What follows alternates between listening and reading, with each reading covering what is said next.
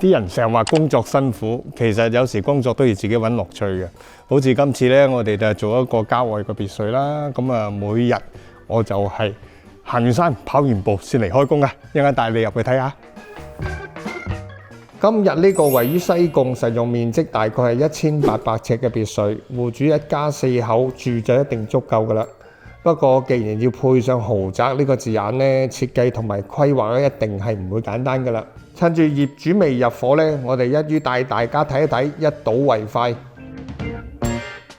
介紹靚屋，梗係換翻套靚衫啦！嚟到呢一度就係屋裏邊嘅客飯廳啦。好多別墅嘅設計呢，都係有跳躍錯層式嘅設計嘅，咁令到呢唔能夠一片運用呢成個地方，所以呢，我哋冇特別做咗好多繁瑣嘅設計喺度。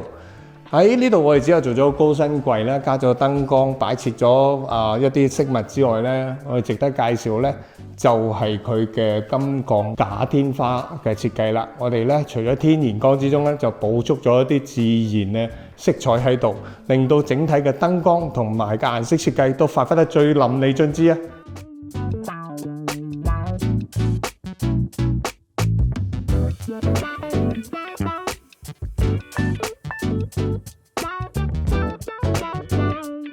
呢間屋嘅樓底係特別高嘅，亦都考慮到戶主希望喺客飯廳裏邊咧裝眼華麗嘅水晶燈。咁我哋咧就利用咗一幅大牆，選擇咗淺色岩石紋牆紙做背景牆設計。咁喺視覺上邊咧就唔會有壓迫感啦，同時都滿足咗客戶嘅要求。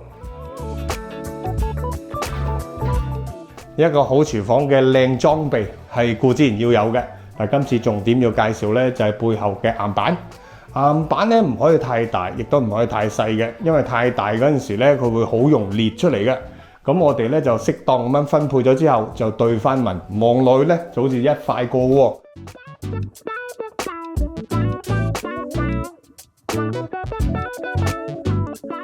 但係今次咧仲要重點介紹咧呢個由日本原裝進口嘅升降嘅儲物櫃，好簡單輕觸式。一上一下，操控都非常之方便同埋好簡單嘅。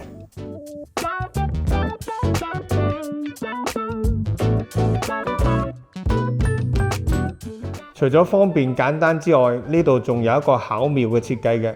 喺呢度呢，我哋特別做咗一個百葉窗門嚟做一個設計。其實呢，就係收埋咗一個總電箱喺裏邊嘅。除咗美觀之外，亦都可以同廚房其他嘅櫥櫃做咗一個分別嘅效果。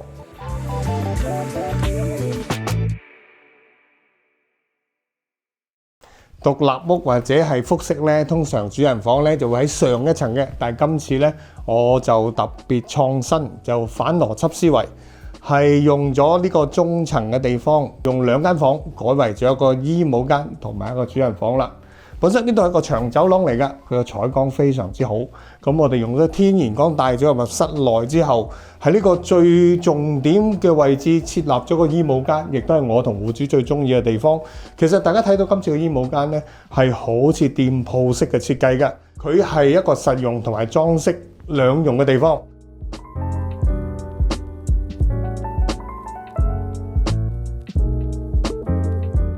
最特別嘅咧就係由廳嗰度咧可以望過上嚟嘅呢個格嘅位置咧，陳列位咧就係愛嚟擺戶主喜愛嘅飾物同埋佢嘅包包啦。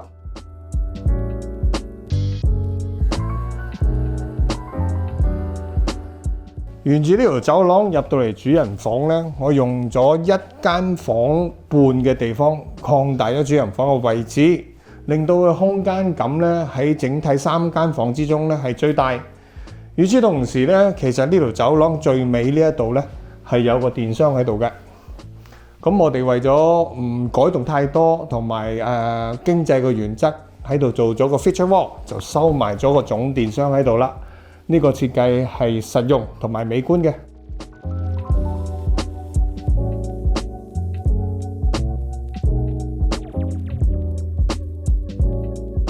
至於主人房套廁呢，我哋可以見到呢度本身個空間亦都非常之大啊！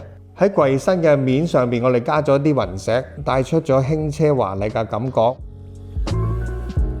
喺浴室我哋加咗套到頂嘅組合櫃，保留咗中空嘅位置，擺咗啲層架。而最特別嘅呢，就係櫃身中空嘅地方呢，我哋仲加咗鏡面嘅設計，咁就可以令到成個套廁嘅視覺效果大上加大啦。頂層嘅兩個房間係兩位屋企嘅成員一齊使用嘅，所以咧我就喺呢一邊咧就做咗個共用嘅 area， 一齊睇下呢個單位裝修之後會係點樣噶啦。喺呢度將會係好似一個小型嘅客廳咁，有齊電視機、梳化同埋有茶几添。喺郊外嘅地方呢，當然係會提供到靜嘅感覺。但係喺靜嘅感覺之餘呢，佢嘅環境多數係山水樹木，同時帶咗一啲好凍嘅感覺俾我哋嘅。我哋室內設計師嘅就做一個平衡，喺呢個單位裏邊呢，我哋加咗木地板啦、卡其式嘅窗簾，再加埋奶油風嘅日牆櫃，配合咗少少嘅燈光，提供一啲暖感。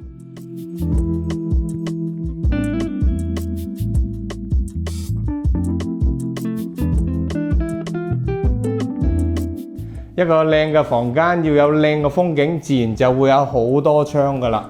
好多窗嚟講呢，我哋就好難放置床頭嘅位置啦。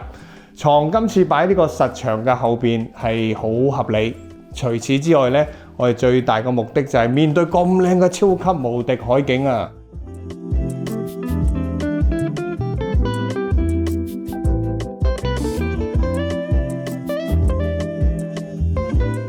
呢個一人使用嘅衣帽間，同樣用埋奶油風做裝飾設計，好適合年青人嘅審美眼光。而喺燈光方面呢，我哋採用咗射燈同埋燈帶，咁喺揾衫方便之餘啦，光線就夠晒啦。嚟到囡囡房呢層嘅浴室，喺呢度呢，主要係比較簡約嘅設計，符合翻年青人嘅口味。而浴室擁有嘅雙星盤，亦都可以方便兩位女士同時使用啊。而雙邊燙開嘅淋浴間呢，我哋用咗黑鋼嘅設計，咁喺簡約之中呢，仲可以增添咗少少型格嘅味道啊。車房呢度好似平平無奇，不過唔講你唔知啊。呢啲所有嘅儲物櫃嘅門啦，係用金屬嚟做嘅喎，即是換句話講，可以噴水啦，可以潮濕啦。咁喺表面，只不過望起上嚟好似木紋咁嘅啫。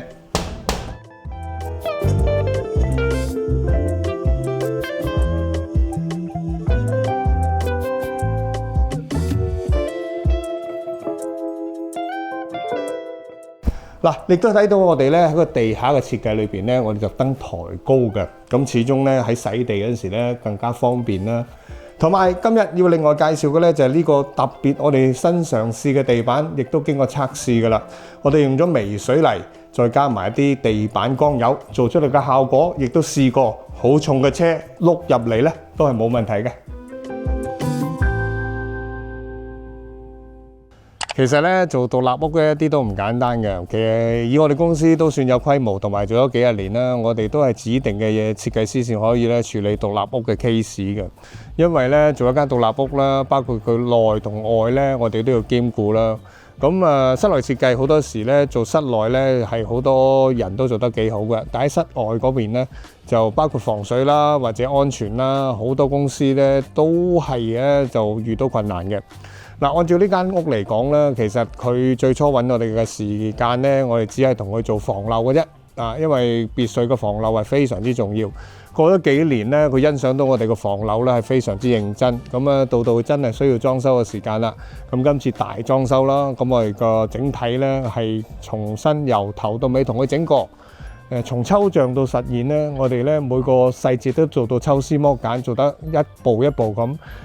甚至乎啲小花園裏邊嘅花都由我親身去揀嘅，令到客戶好中意咧，就係我哋成功嘅地方同埋滿足嘅地方啦。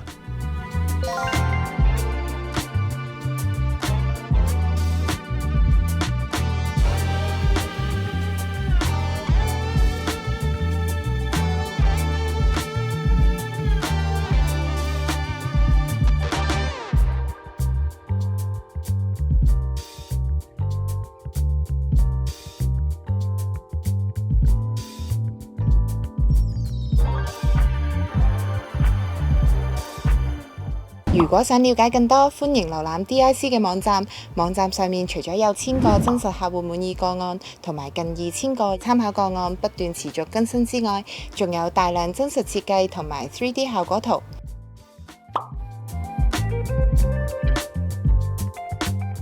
DIC 嘅每項工程步驟都必須嚴格遵循3大國際 ISO 指引，當中包括質量管理體系、環境管理體系同埋職業健康及安全管理體系。設計情報中心係註冊小型工程承建商進智工程有限公司，持牌進行相關嘅裝修同埋小型工程，而且 DIC 仲推出咗自家會員計劃 DPoints，提供一個全新優惠平台俾客人使用，只要登記成為會員，無論日後係自己裝修定係推薦親友選用 DIC， 都可以輕鬆賺取 DPoints 積分。凡係 DIC 嘅舊客戶成功推薦親友開單，並且喺發票上面註明推薦人嘅姓名同埋 DPoints 會員號碼，喺裝修完成後，推薦人最高更可獲得雙倍 DPoints 積分添。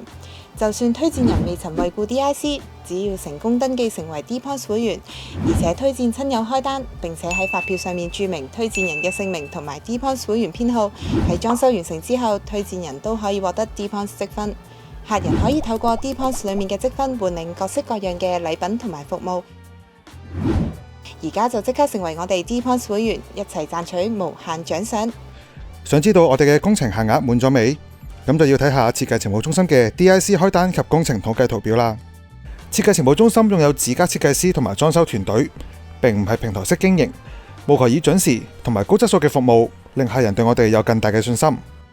設計情報中心為客戶着緊每一個步驟，確保工程質量。每一個部門進行嘅每一個步驟都必須遵從我哋嘅公司管理文化，以及嚴格按照國際標準 ISO 嘅指引。由於設計需時，為咗確保工程嘅質素唔受影響，所以設計情報中心唔會攬接工程，因此設有接單量嘅上限。每一位嚟到門市同設計師會面嘅客人，都可以由 DIC 開單及工程統計圖表當中睇到工程嘅統計圖表同埋分佈地圖。客戶可以了解到設計情報中心而家有幾多單負責緊嘅工程，所有嘅資料都係實時更新，顯示現有工程同埋上限嘅比例。只要一達到工程上限，設計情報中心就唔會再接受新嘅工程，確保我哋嘅團隊能夠以最高嘅水準去做好每一單工作。正正係因為我哋有咁高水準嘅管理，以及堅拒攬接工程嘅服務精神，所以我哋先可以成為眾多客戶喜愛嘅室內設計同埋裝修一條龍服務公司。